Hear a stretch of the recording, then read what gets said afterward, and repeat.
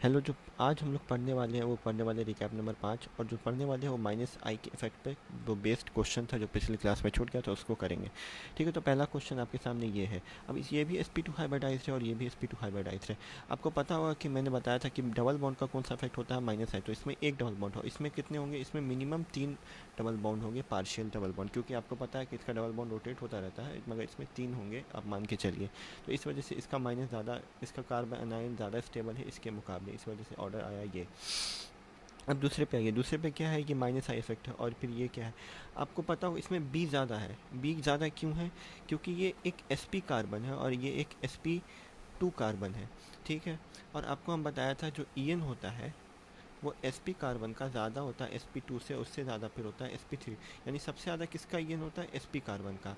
और जितना ज़्यादा en होगा उतना ज़्यादा उस पर नेगेटिव चार्ज क्या होगा, स्टेबल होगा। इस वजह से इसका बी ऑर्डर आया है। रेजोनेंस से इसका, ये रेजोनेंस या फिर एरोमेटिक या डबल बॉन्ड से इसका आंसर नहीं दिया है।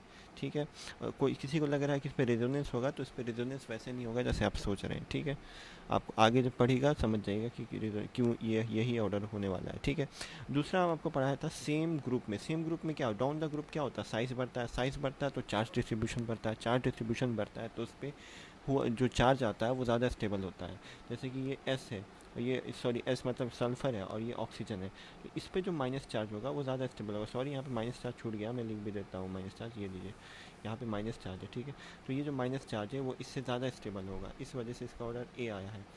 ठीक है, डाउन द ग्रुप जाने पे क्या होता है, साइज बढ़ता है, साइज बढ़ता है तो उस पर आने वाला चार्ज की स्टेबिलिटी भी बढ़ जाती है। दूसरा आप देख रहे हैं NH माइनस और CH2 माइनस। अब आपको ये बात पता होगी कि जो EN होता है वो नाइट्रोजन का ज़्यादा होता है कार्बन पे, कार्बन से, और ये सेम पीरियड में है। तो सेम पीरियड वाले में क्या देखते हैं, EN फैक्टर देखते हैं। तो इसका EN ज़्यादा, तो इसकी स्टेबिलिटी, इस पर आया हुआ नेगेटिव चार्ज की स्टेबिलिटी ज़्यादा। अब आ रहे हैं हमारे मेन इफेक्ट की तरफ। मेन इफेक्ट है रेजोनेंस इफेक्ट। ये होता क्या है, इसमें रेजोनेंस पढ़ने से पहले हमको समझना पड़ेगा कॉन्जुगेटिंग सिस्टम। कॉन्जुगेशन होता क्या, कॉन्जुगेशन इज द होता है मूवमेंट ऑफ इलेक्ट्रॉन। क्या होता है, movement of electron from one orbital to another orbital. ठीक है, तो कॉन्जुगेशन क्या होता है, movement of electron from one orbital to another orbital. ठीक है, उसके अलावा क्या होता है, इट ऑलवेज प्रोवाइड स्टेबिलिटी। यानी जब भी कॉन्जुगेशन होगा तो किस कारणवश होगा, एक ही कारण होगा उसका, वो होगा स्टेबिलिटी। और दूसरा, those participate in conjugation must be planar और लीनियर, यानी sp2 या sp हाइब्रिडाइज्ड होने चाहिए। अब ये पॉइंट बहुत शानदार पॉइंट है, इसको हम दोबारा से एक्सप्लेन करेंगे।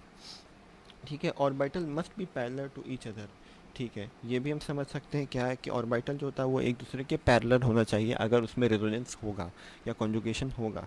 ठीक है, रेजोनेंस और कॉन्जुगेशन को साथ साथ इसलिए कह रहे हैं कि जहाँ जहाँ कॉन्जुगेशन होता है वहाँ वहाँ रेजोनेंस भी हो सकता है।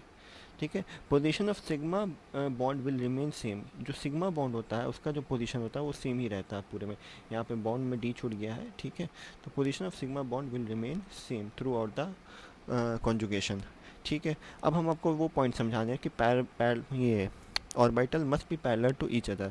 तो जब भी ऑर्बिटल इस तरीके की पोजीशन पे होगा, यानी एक दूसरे के सामने सामने पैरेलल होगा, तो यहाँ पे रेजोनेंस या कॉन्जुगेशन सिस्टम बनेगा।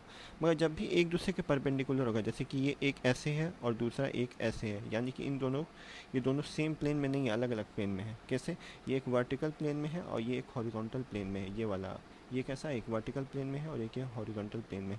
इस वजह से इस दोनों में रेजोनेंस नहीं होगा। देखो क्यों नहीं होगा, because parallel must be parallel to each other. यहाँ पे ये दोनों ऑर्बिटल एक दूसरे के पैरेलल नहीं है। पैरेलल होने के बजाय कैसे हैं, इस तरीके से हैं। एक आपको हॉरिजॉन्टल प्लेन में है और एक आपको किस में है, सॉरी एक आपको वर्टिकल प्लेन में है और एक आपको हॉरिजॉन्टल प्लेन में है। ये वाला आपको किस में है, हॉरिजॉन्टल प्लेन, और ये कैसा है, वर्टिकल प्लेन। आपको 3D बनाने की कोशिश की है, आप समझना, इससे ज़्यादा आपको नहीं एक्सप्लेन कर सकते हैं पेज पे, पर होप सो आपको समझ में आ गया हो। Thank you.